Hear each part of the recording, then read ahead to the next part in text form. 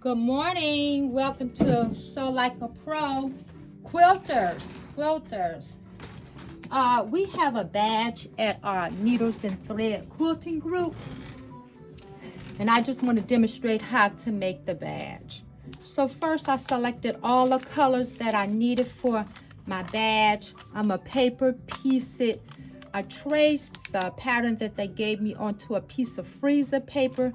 What I like about paper piecing, say that a few times, with freezer paper is it act like your straight pins and your glue. So I fussy cut my pieces because I like that swan. I want to put that at the bottom of my flower pot. I wanted a flower coming out of my flower pot. So I put it up to the light so I could see that it's going to line up exactly where I want it to line up at.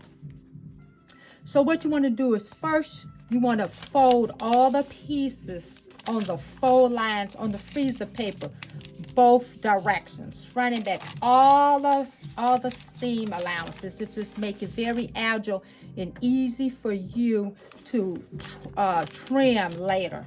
So I have my first piece. Number one, I'm going to follow the number sequence to stitch all my pieces. I have number one. I'm going to fold it back, and then I'm going to trim down to a 1/4 inch seam allowance.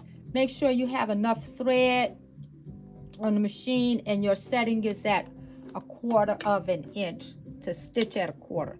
So when I trim this away at 1/4,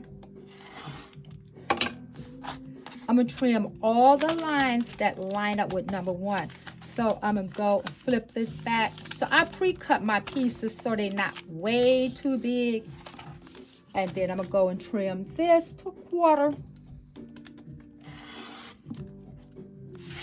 And then the other to 1/4. So then I'm going to stitch number 2 next. So I trim this to 1/4.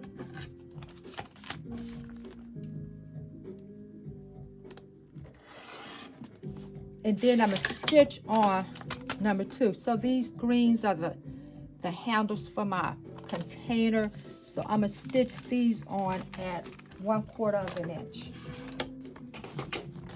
We're not going to get through the whole process, but you'll get an idea of what you need to do to create this badge and to do any other paper piecing project with freezer paper.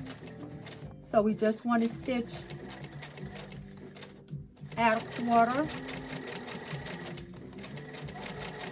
Make sure it's lined up, and you don't want to sew the paper. And sometimes it may go off a little bit, but you can always go back and stitch it on the other side. So you take it and you push it back hard, and then I press it. So I got my little iron station set up. I got my cutting mat set up. Everything set up to help this be a successful process without getting up and moving around a lot of times. So here I would stitch my trim my 1/4 inch seam allowance.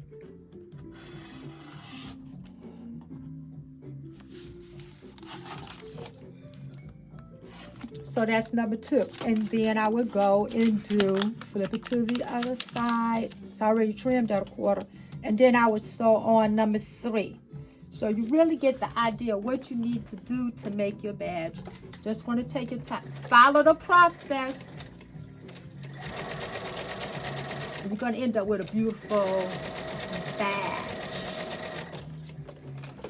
And you're learning how to paper piece, which I found, oh my goodness, it's so easy. And it makes everything come out very precise. So here I have 1, 2, 3. Trim this down to 1/4. And I'm going to pull it back a little bit so you can see how it's coming out thus far.